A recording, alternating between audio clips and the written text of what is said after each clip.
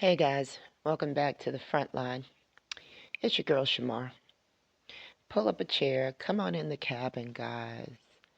For once, I'm going to try to stay on track, right? So, what do I mean by that? Y'all know, sometimes I'm here, sometimes I'm there, right? Just kind of depends on, what I'm feeling like bringing to you guys and how confident I feel like I understand what I'm going to bring to you guys, okay, guys? So, this week on the front line, right, guys? I've been trying to make a point of it to stay in our prophets, guys, the IJE, right? Our prophets, to me, are showing us something.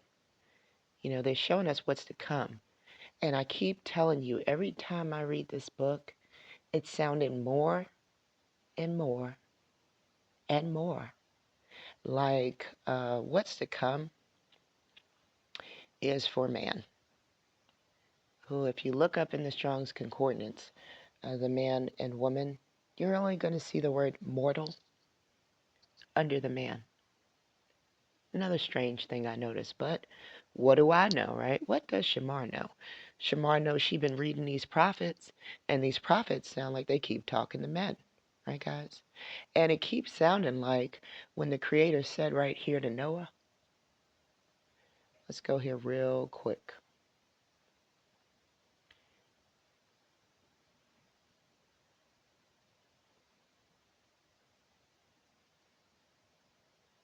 Yeah.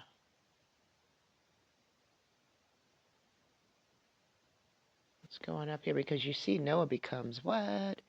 What did I say? A husbandman. Right, guys? But I didn't come here for that. Where's that paragraph? I don't want to talk to you guys. All right. Everything seems like it's to man. And surely your blood, right here in 5, of your lives will I require, at the hand of every beast will I require it, and at the hand of man, and at the hand of every man's brother will I require the life of man. Whoso sheddeth man's blood, by man shall his blood be shed. For the image of God made he man. All right, guys? And he also said in the paragraph before this that it had grieved him that he had made man, and that he wasn't going to take it all out on everybody again on the return, right? Where does it go? Every living thing in Noah. Um,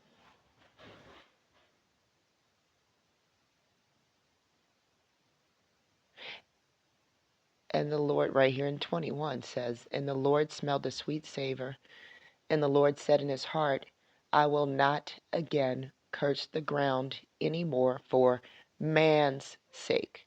For the imagination of man's heart is evil from his youth.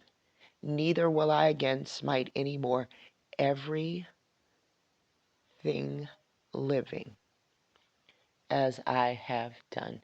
So when the flood took place, guys, the Creator striked every living thing. Says so right here. However, on this return, the Creator is not striking every living thing. It says right here, never again will I curse the ground any more for man's sake. Neither will I again smite any more everything living. No, this is for the birds, man, and the creeping thing. See?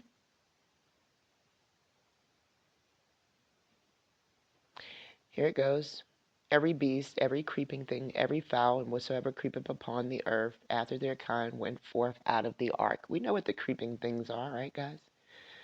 Let's not play. I've showed you guys this. So this is why we keep seeing that it's looking like it's only for man, right? Because the last time it wasn't only for man. Everything got smite. It says right here, everything living got smite in the flood, right? That's not going to happen again. That's why the Creator is saying, right?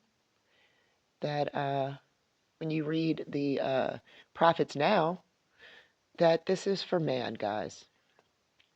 When you read the prophets now, when you get into the IJE, your Isaiah, Jeremiah, Ezekiel, that helps me stay on track when I think about the prophets, guys. I hope that helps you too.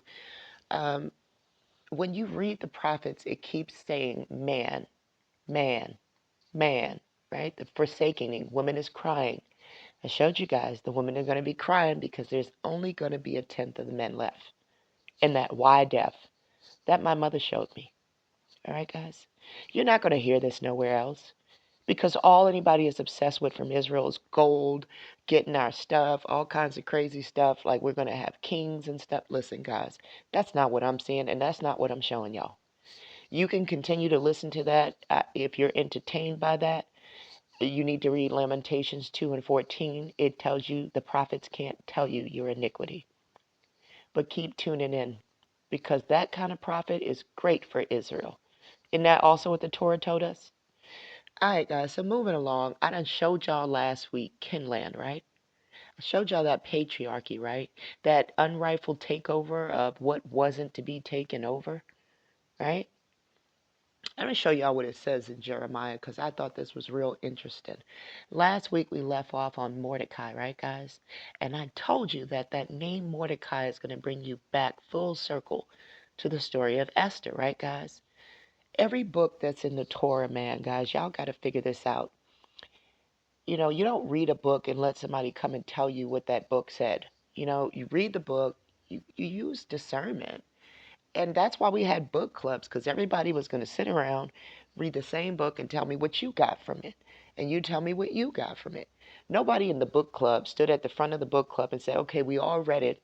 Now this is what we got from it, guys. Follow along with me. No. You came back to the table and you said, hey, you know, what I noticed from it was this, or what I noticed from it was that. How come we've never done that with the Torah? We've let these men come tell us what it's saying. You better pick up this book. You better read it. And you better figure out what it's saying. Because just because the book's in there doesn't mean we're supposed to glorify this book. This woman, Esther, man, I got to researching Esther. And her name was not necessarily Esther. That's a rename. Her name was Hadassah, which translates to myrtle. Myrtle tree specifically, guys. Some weird stuff is going on in the Torah. I told y'all the reference to trees may not be a reference to trees. But y'all don't want to hear me, do y'all? No, my people that keep coming back do want to hear me. But y'all get what I'm saying, right, guys? That there is some allegory in here, man. Naturally. We've been saying it, but I'm seeing something different, guys. That's all I can tell you.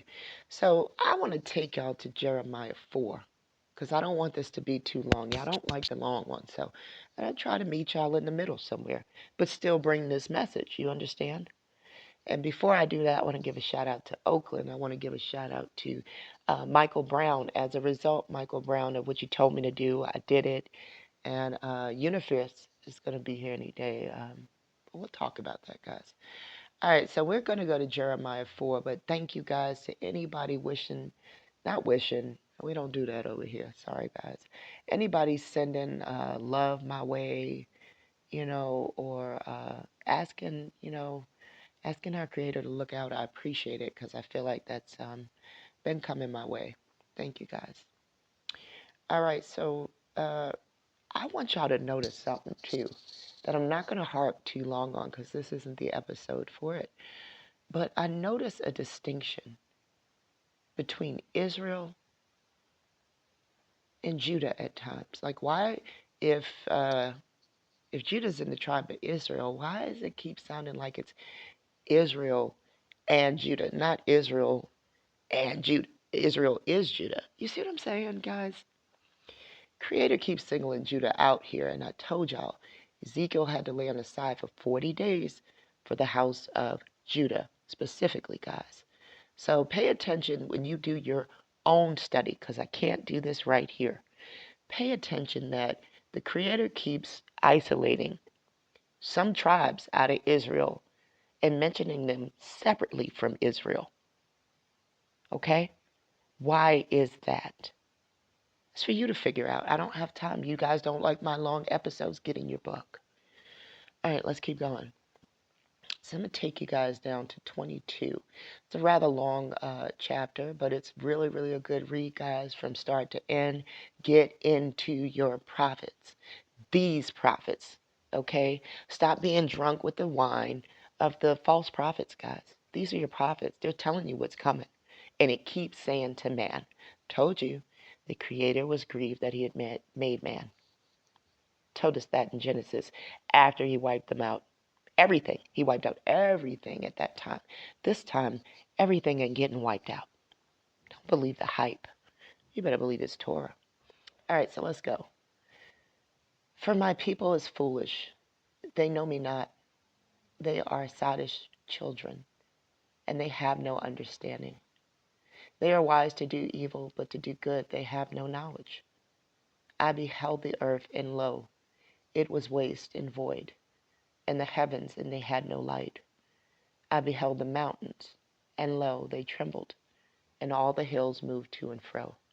I beheld, and lo, there was no man. I'll say it again. I beheld, and lo, there was no man, and all the birds of the heaven were fled. I beheld, and lo, the fruitful field was a wilderness, and all the cities thereof were broken down at the presence of the Lord, and before the fierce anger. For thus saith the Lord, the whole land shall be desolate, yet will I not make a full end, because the Creator promised in Genesis that never again will I smite everything. That's why the Creator is not going to make a full end, because the Creator cannot go back on the Creator's word. The Creator said, never again will I smite everything. So let's keep going. For this shall the earth mourn, and the heavens above be black, because I have spoken it, I have purposed it, and I have not repented, neither will I turn back from it. The Creator is telling you, once I say it, it's going to happen.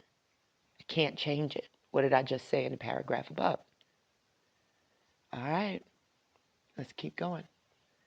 For the noise of the horsemen and the bowmen, the whole city fleeth. They go into the thickets and climb up upon the rocks. Every city is forsaken, and not a man dwelleth therein. Every city is forsaken. What did I tell y'all about that great forsakening coming? Huh, guys? Y'all don't want to believe me? What did I tell you? Not a man will dwell in. Okay? And thou that art spoiled, listen up, daughters. And thou that art spoiled, what dost thou? That thou clothe thyself with scarlet, that thou deckest thee with ornaments of gold, that thou enlargest thine eyes with paint. In vain dost thou make thyself fair. Thy lovers despise thee. They seek thy life. You only got to go to the community page to understand what this is telling you. Go look at the community page. Look at the ladies losing their lives every day with the men that they're laying with. You want to tell me that that ain't speaking to this? You don't see it? Too bad, too sad. You will in a few. You're going to see that everything I've been telling y'all is actually going to happen. Why do you think we made it to mainstream like we did, guys? So everybody would know. Anybody else on here show y'all who the serpent was? No. Mother allowed me to be able to show y'all that, to show she's over here. She's telling y'all some truth, but where is everybody at? Their eyes are drunken with the false prophets. Those sour grapes, they tune in every week to hear it. Over here is some truth, guys. This is going to hit all of the men.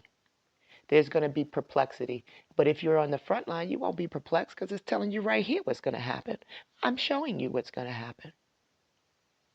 Take it or leave it. I know where my place will be after this, guys. I've earned it. Oh, yeah. If there's a kingdom of women, who do you think's going to be over there? I'll be over there. Naomi will be over there. Anybody with the spirit of mother telling you this truth is going to be over there. As far as the men, there'll be a tent. I believe some of those men tune into me. This is what the Torah is saying, guys. This is, you want to know the mystery? It ain't much of a mystery, guys. Open the book. Read it. Started to tell you this right in Genesis that this was going to happen. That the Creator wasn't going to smite everything again for the sake of man. Now we're over here in Jeremiah, and Jeremiah is saying the same thing. This is the consistency that you're supposed to be looking for. Let's keep going.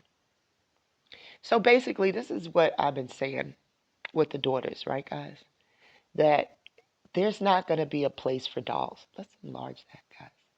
There will be no place for a doll, okay? Because you're going to be decking yourself for no reason. There will be no man to entertain anymore, okay? It says here that the people you're doing it for despise you. They seek your life. Is that not what I'm showing you on the community page? You cloven yourself with scarlet. In a few minutes, I'm going to show you what that is, guys. All right. You deck yourself in ornaments of gold. This is the jewelry, guys. And painting your eyes with paint. Enlarging them. We talked about those lashes. We talked about the makeup. We talked about the connection to the Nephilim. We talked about how all of these things are connected to the enterprise of man, the manager, the economy. They start with these little things from when you're a child, man. You get your little makeup set at their little holiday coming any day now. You get your little fake nail polish. You do all of this stuff as a child. You're being groomed as a child to behave as Esther, and I'm going to show you that. Esther married a Persian king, guys. Why are we glorifying this woman? She married a man of another nation and then subjected herself to it when the woman that was there before wouldn't even do it. She prostrated herself like a prostitute. I'm going to show y'all. Let's keep going. Last verse in Jeremiah. For I've heard a voice as a woman in travail, the anguish as of her that bringeth forth her first child, the voice of the daughter of Zion, that gaspeth for breath, that spreadeth her hands. Woe is me, for now, from my soul fainteth before the murderers. Guys, I can only pray that one day your eyes be open to see this, man, to see what's happening, man. I'm putting it on my community page every day. No one is talking about this. The woman is being murdered, guys, clearly. We are being executed at an alarming rate, and no one's talking about it. The Torah is. The Torah's talking about it, guys. As long as you ain't sitting up in their pulpits every week listening to them tell you what to think about a book. The exact opposite of how we even do it in their indoctrinating schools, guys. We don't go up there and then, well, to some degree the teacher is telling you what to think about it, but not at the book club. All right? At the book club, you were supposed to always talk about what you saw in this book, you know? All right? All right, guys, so let's get out of Jeremiah, and I want to go hold that thought because last week, remember, we talked about Esther, right? And I showed you how this Barbie was a foreign woman, right? Let's talk about this woman in scarlet, right? So I saw the lady in scarlet mentioned in Jeremiah just now, right? Jeremiah 4. What was that? 30, I believe. All right, so I'm like, well, what is this lady in red, right? We got a song, right? Y'all all know it, all right? All right, so let's read it. A lady in red. Now, funny thing is, they also have this as ghost, all right?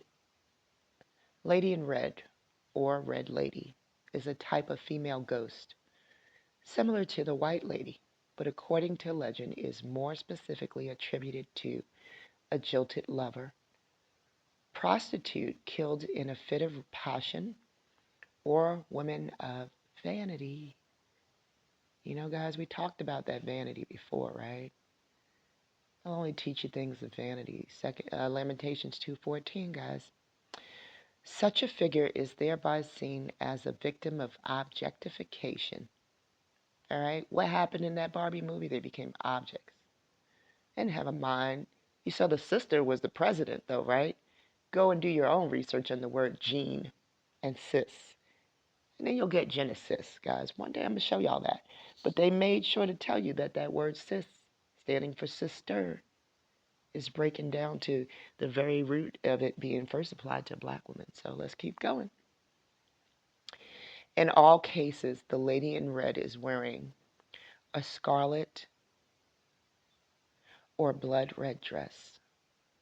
She is said to typically be friendly in disposition, with a story attached to historic hotels, theaters, or public places with a higher, anyway, she's attached to the prostitution trade. Did I not say, ladies, that you sold yourself out for these items that the men make you? Did I not say that? What does it say right here? You clothe yourself in scarlet. Israel. You've been spoiled, and you paint your eyes to enlarge them. All right, let's go to the main page here, because I want to get back to this Esther thing, guys. And guys, look at how crazy my phone is getting. Like, I make folders, but I can't make enough folders, guys. This information is just nonstop, guys. Mother is like revving it up. It's coming from everywhere. Everybody's coming to me with something of a connecting dot you wouldn't believe. All right, but I want to get into Vashti just a little bit. Who's Vashti? Let's talk about it. All right, Vashti was the queen before Esther.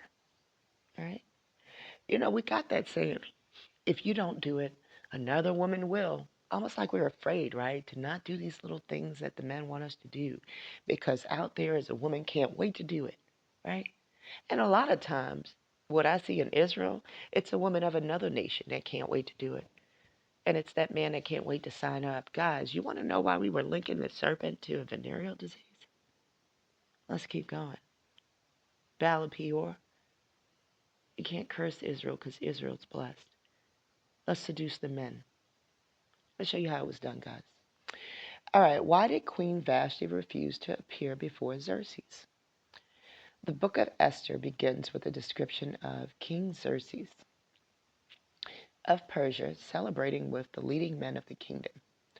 At the conclusion of 7 days of feasting, the king called Queen Vashti to appear before him. We are told this was in order to display her beauty to the people and nobles, for she was lovely to look at. However, Queen Vashti refused to come before the king and his men. Then the king became furious and burned with anger. The text itself, so you can read the story in Esther 1 to 11. I like this article because it's just going to give us a summary. I am going to bring in some of the book of Esther to back it up. All right, guys? All right. We're here in the second paragraph. The text itself does not clearly address why Vashti refused to appear. A variety of theories have emerged. According to Esther 1 and 11, Queen Vashti was told to appear wearing her royal crown. One rabbinical tradition interprets this as the king's instruction to wear only her royal crown. In other words, she was told to appear in the nude.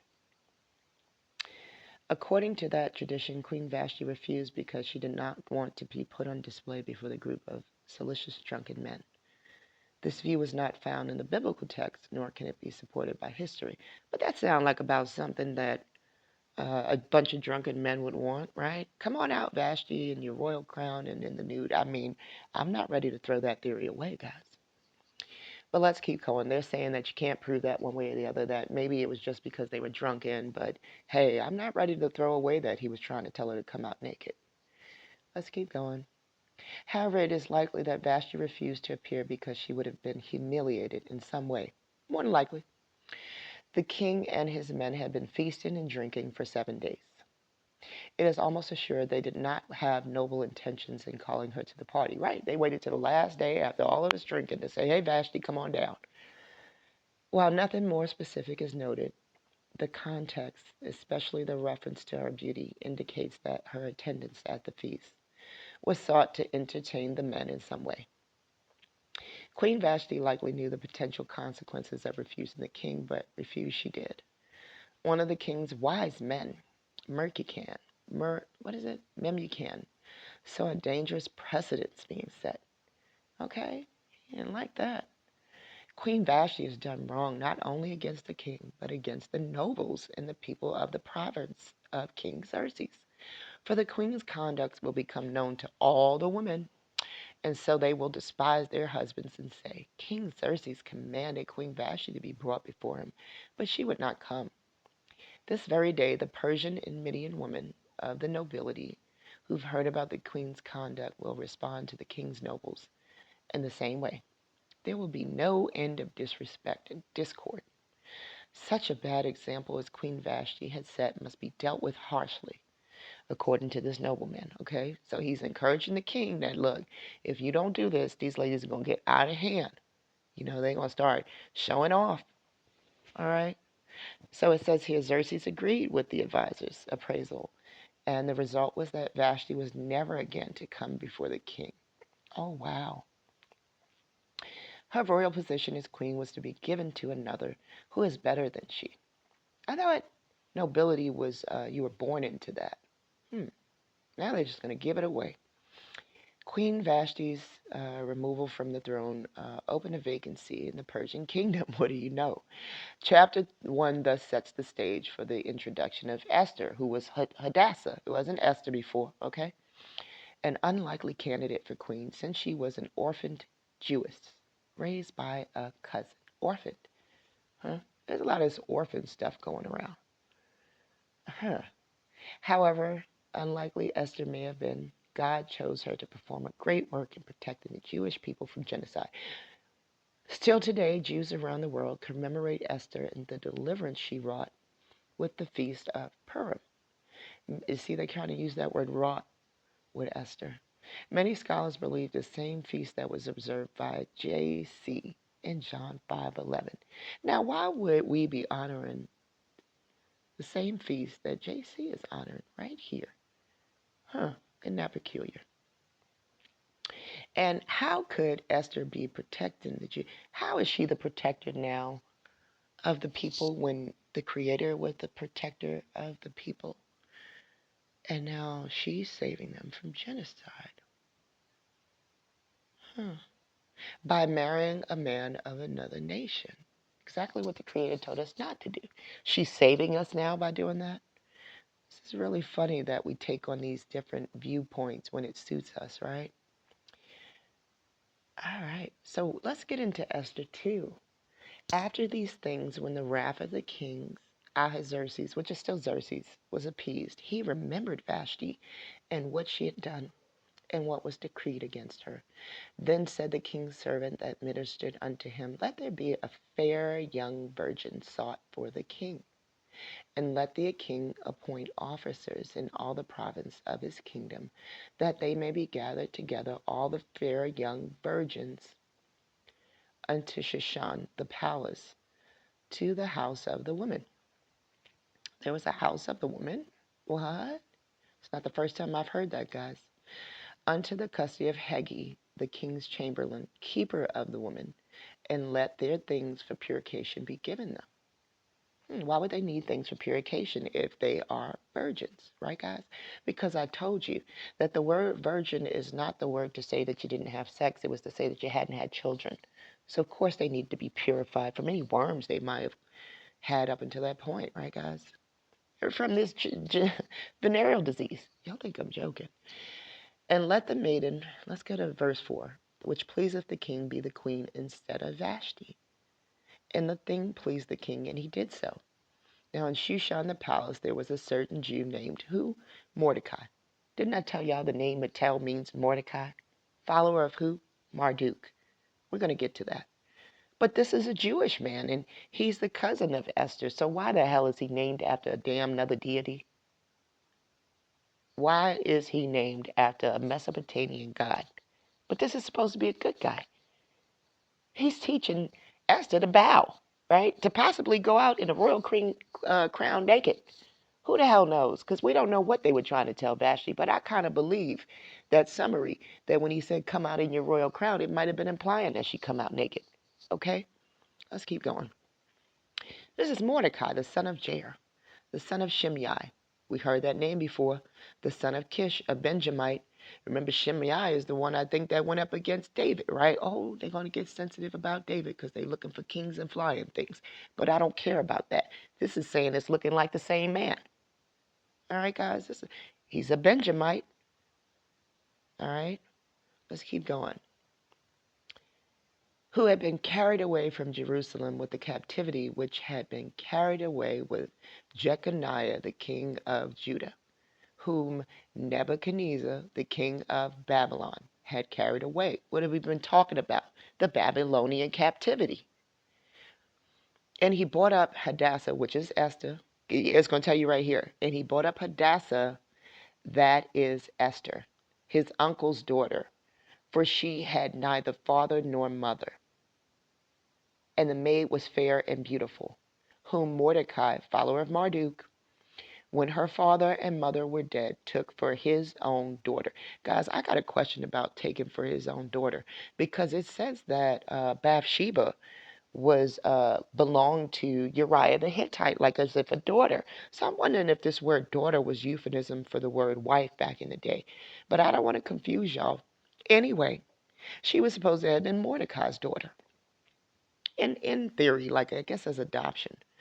So it came to pass when the king's commandment and his decree was heard, and when many maidens were gathered together unto Shushan the palace to the custody of Haggai, that Esther was brought also unto the king's house, to the custody of Haggai, the keeper of the woman. And the maiden pleased him, and she obtained kindness of him, and he speedily gave her things for purification. What does she need for purification? Some dewormer probably, some wormwood or black walnut probably, which such things as belonged to her, and 7 maidens, which were meet to be given her out of the king's house. And he preferred her and her maidens unto the best place of the house of the woman. And Esther had not showed her people nor her kindred, for Mordecai had changed her that she should not show it. Charged her. So she can't tell him that she's quote, quote, Jewish from the tribe of, says here Benjamin, I believe. No, it doesn't say Esther is from there. It says Mordecai is. We're going to have to dig on where Esther was from. Matter of fact, I did. I want to say it said either Gad or Dan. This is one of the 3-letter tribes, guys, and for the life of me, I can't remember right now. It's either Gad or Dan. Not one of our strong tribes from either Leah or Rachel, right? Huh. All right, let's keep going. We're in verse 11. And Mordecai walked every day before the court of the woman's house to know how Esther did and what should become of her. Because don't forget it, if you don't do it, another woman will. Esther said, you better be in there, girl. You better be twerking and doing all kinds of stuff, I suppose. He was probably teaching her. Who knows? Some foreign woman stuff. All right, guys? Some stuff Israel ain't supposed to be up to, but let's keep going. Now, when every maid turned was to come to go into King Ahasuerus, after she had been 12 months, according to the manner of the woman.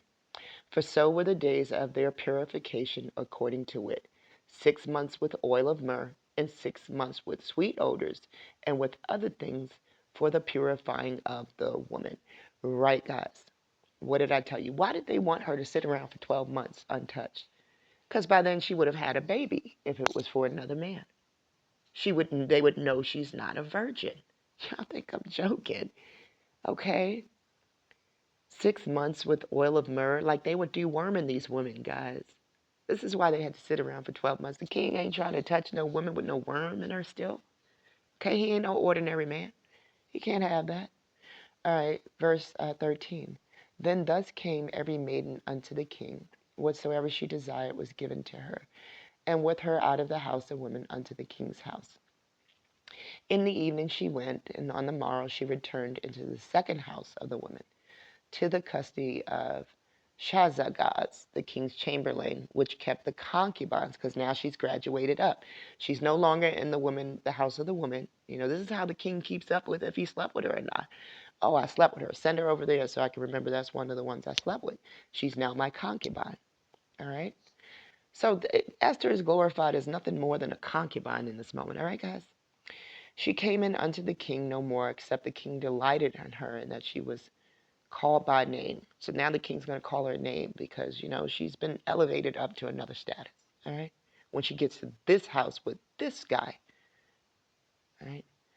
Now, when the turn of Esther, the daughter of Abihail, the uncle of Mordecai, who had taken her for his daughter, was come to go unto the king, she required nothing but what Haggai the king's chamberlain, the keeper of the woman, appointed. And Esther obtained favor in the sight of all of them that looked upon her.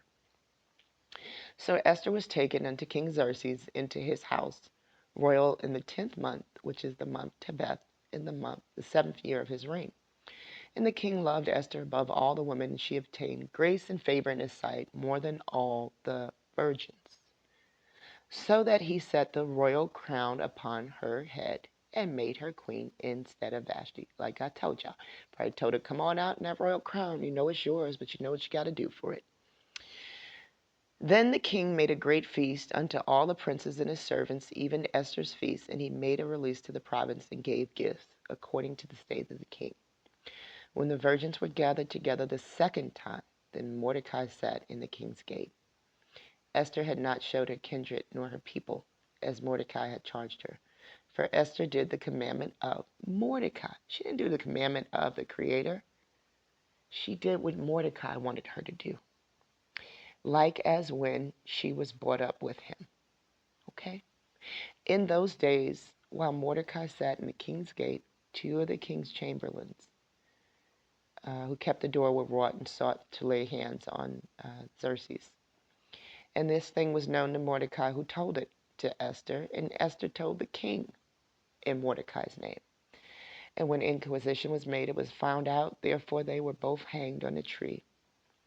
And it's written in the book and the chronicles before the kings. Okay? So why is a tale of what happened in Persia chronicled in our book of our kings? Well, guys, let's get back to that real quick. All right. So Mordecai is a follower of Marduk. He is training Esther up. He got Esther coming out in her royal crown, maybe, possibly only. Okay. He got it going on. This is probably like the first Magic City. All right, guys. You think I'm joking? She sold herself out for that royal crown. Esther. Let's go to this little quick article because I told y'all all of this is going to start with Esther.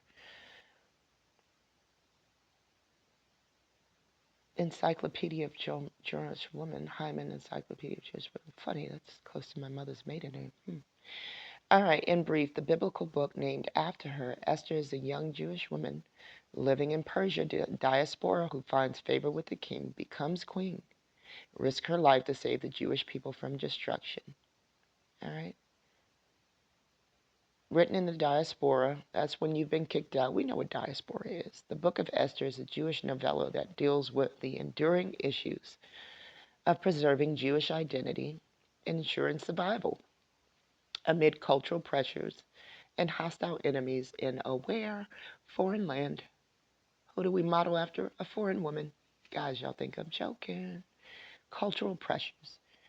Did we have to worry about our identity when the Creator was rescuing us?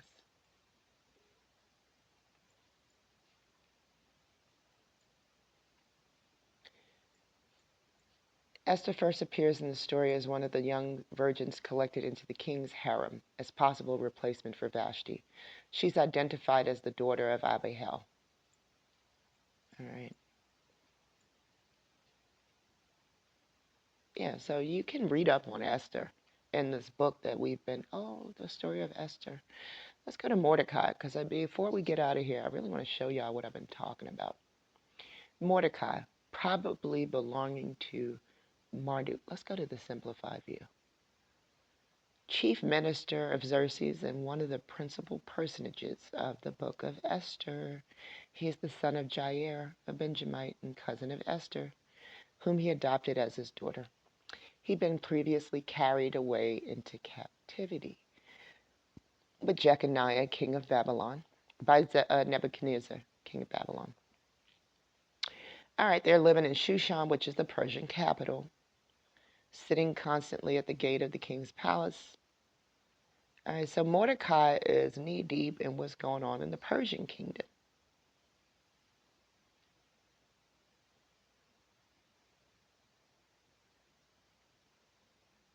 He couldn't sleep one night and wanted to read the book of the records. Now that's interesting. Sound like some sorcery. All right. Okay, in the rabbinical literature, the name Mordecai is explained by the rabbis as a compound of the Aramaic form of Purmur. Mordecai is identified. Yeah, they don't want you to know in the rabbinical text that what it really is a follower of Marduk. Oh, yeah, this is the Shimei, guys. He is. All right. He traces back the genealogy of Mordecai back to Benjamin through Shimei. This is the Shimei that threw stones at David. But there's a discrepancy where he's both a descendant of Judah and Benjamin. So they don't know because they're saying his father is of uh, Benjamin, but his mother is of Judah. So he's of Judah. He's not of Benjamin because you are what your mother is. Okay? So they want to try to play games, but this is Judah once again found in some messy stuff, guys. You see Judah's laying on, Ezekiel's laying on the side for 40 days for who? Judah. Let's go to Marduk because they mentioned Marduk, right? But the rabbinical people want to throw you off and tell you that it means something else. No, he's a follower of Marduk. Okay? Marduk, Babylonian god. Remember, where'd he go? Babylon. Okay? Who was Marduk? We're going to learn who Marduk was and understand its significance. Review the mythology of the Babylonian gods, see the Marduk prophecy, and study his influence on the Bible. What was Marduk the god of? Marduk was primarily seen as the Mesopotamian god of creation and the supreme ruler of what? The pantheon. He was, and that's also used in Greek terminology, the pantheon of gods, right? He was also seen as the patron god of Babylon, as well as a god of justice, compassion, healing, thunderstorms, and agriculture. Was Marduk good or evil? Marduk was seen as a good and benevolent deity among the ancient Babylonians. He's seen not only as a savior and protector of humanity, but also their literal creator. According to the Mesopotamian mythology, Marduk was seen by many as the god of creation. The patron god of Babylon, Marduk was also seen as the Babylonian god of justice. All right, he's the son of Enki. Marduk included horses and dogs as well as massive fork-tongued dragon. The creation god is often depicted, we're right here, as a strong and powerful bearded man adorned with a tunic made of stars. A man.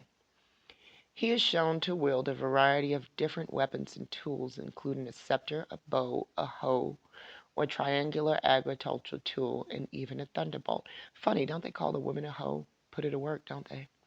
Marduk is often referred to by a variety of, there's that byword you'll be called, right? But no, it's a racist term. Nah, that's what they want you to think because they don't want you to see what the true issue is and who the true person that is suppressed is, or oppressed, I should say.